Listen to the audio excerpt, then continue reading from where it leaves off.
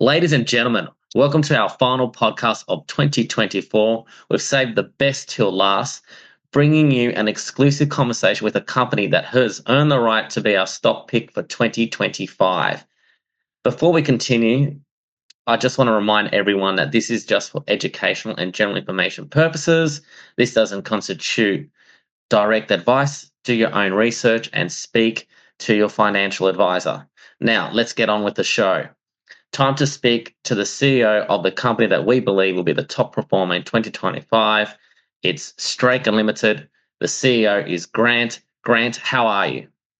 I'm good, John. Good. And very happy to be here. I'm based in New Zealand, and schools came out last week, so I've actually just come away straight away with the holidays with the kids. So apologies, but for the t-shirt and relaxed manner. No worries, Grant. It's always a pleasure having you on board, and I believe that you're doing this from your boat. Yes, yeah. No, I've enjoyed sailing and been on the water for many years, and it's the way that we get away with the kids and the family. So, down in Nelson, actually, sailed down from Auckland the weekend, and just lovely down in Abel Tasman National Park. Sounds lovely. Next time I'm down in Auckland, I'll have to give you a visit. So, Indeed. Grant, for those that don't know, what is Straker Limited and what does it do? So we're a translation technology company at heart. So we build technology that allows humans and machines to work together seamlessly. And we got into this in 2011 when you had the first round of Google Translate, and we looked at how we could effectively make humans work with that machine output. And that was, very early AI. And now obviously it's really evolved into quite advanced AI. And so what we do is we use our technology platform and our human resources to make it incredibly efficient to get human quality translations much faster and much more competitively priced than others. And we also have systems that automate the content flow. So that's basically what we do. Sounds amazing. Now, what sets STG apart from its competitors? Everyone talks about ChatGPT, you can do your translate, but what makes Straker more efficient, more competitive than its peers? Right. So I think if you go back to, say, 2010, 2011, we were the pioneers of machine and human translation. Um, we we were the first ones to really sort of push it as a viable alternative to just human only with just sort of memory matches. And we got a lot of pressure from the industry when we used to turn up to trade shows and actually kind of get abused really for saying people would say, well, machines would never take over my job. And we were thinking, you got to be kidding. Of course, they're going to start to take over part of your job and some people all of your job.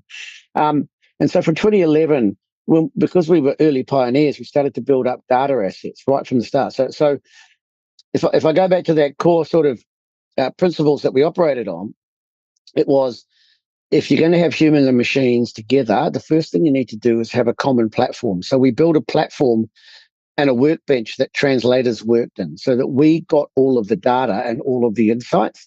Now, at the time, the industry norm was to use third-party tools off the shelf, things like Trados from SDL and other companies had these sort of tools that all the translators used. And we said, no, you actually have to do it inside a web browser. Um, and so we were very early pioneers, and then we've been able to collect more data because it's all been centralized. And then, of course, as AI comes along, and data is the currency of AI. It's the thing that drives it and makes it more efficient. We have all these insights, and we also have insights on the humans. So we know which humans would go faster in a certain context, which ones have produced outstanding results in certain subject domains, engineering or whatever over many years. So we have all of the human data and we have all of the corpus, the language data, and so that's what we've been able to put into our platform that gives us a significant competitive advantage. Now, on the negative side, you recently had a downgrade. Explain what happened and how you're going to prevent that from happening again. Yeah, sure. So look, and again, this just comes back down to the structure of the industry. It's one of the translation industry, which is huge. It's sort of 50 billion US industry. Um, is made up of multiple small companies. So there's a top 100, which we sit in the sort of top 50 of. Um, and then after that, there's 20,000 of these small kind of cottage industry type companies that own customers in a certain area, or, in a certain geography. So one of our strategies for growth, which has been a core strategy for many companies in this industry that have got any growth, was to buy the customers by buying these LSPs, get those relationships at a regional level, and then be able to use our technology to expand out globally. Because many global companies would use a regional, a regional language service provider to get the right quality in that specific language. So these small companies have these moats, right? They had the moat of being the trusted partner, being in market.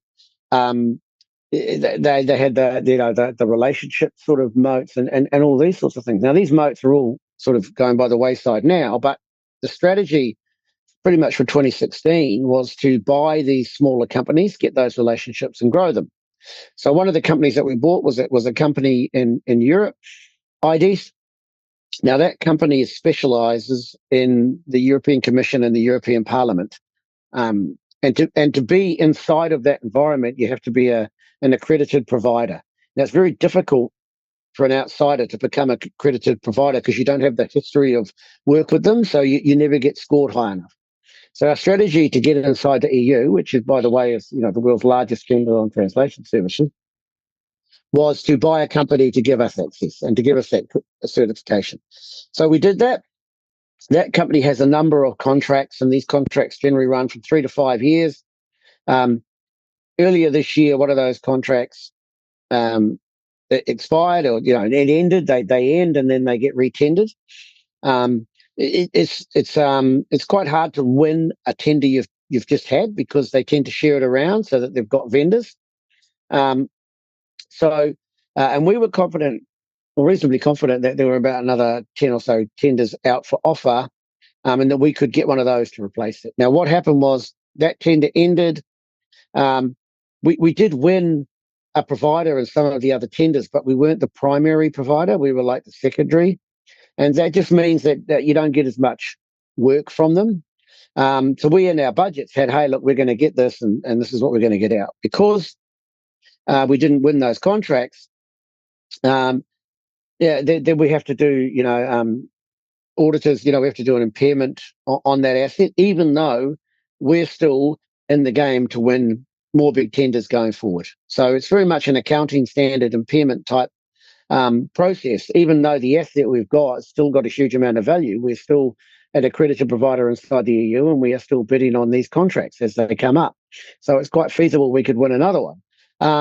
So the reason for the downgrade was just around that, to be honest. And with that sort of drop in revenue that we had predicted, we just did a downgrade on the revenue. So it wasn't anything super critical to our business model or anything else. It's more a timing type issue. Okay, so you're one of the few small cap companies that's cashed up and cash flow positive. How do you plan to maintain that and improve margins going forward? Yeah, sure. Look, so I mean, we're a founder-led company. I founded the company with my wife, a long time ago.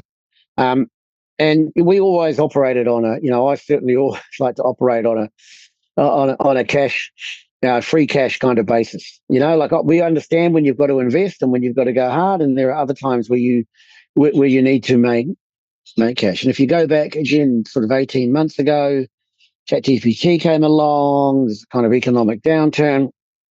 Our industry, people were very uncertain about the players in our industry. It wasn't just us; it was every listed company that's in the language space. I think in the ASX, you've got Appen, you've got our media, suffered a similar type of perception issue with investors.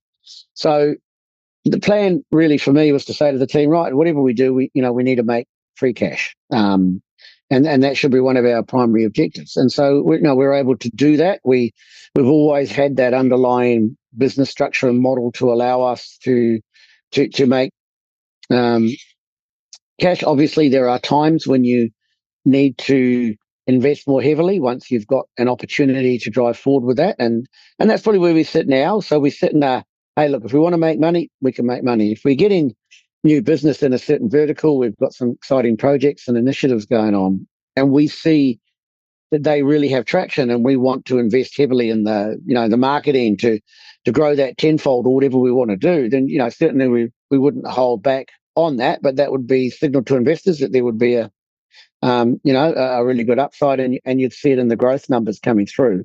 And what we'll do is make sure that we don't we don't need any cash, and that we are in a good position with our cash flows during that process. The other thing I'd say is that we've also, with our AI technology suite, changed our model to a token billing model, which is an AI tokens model.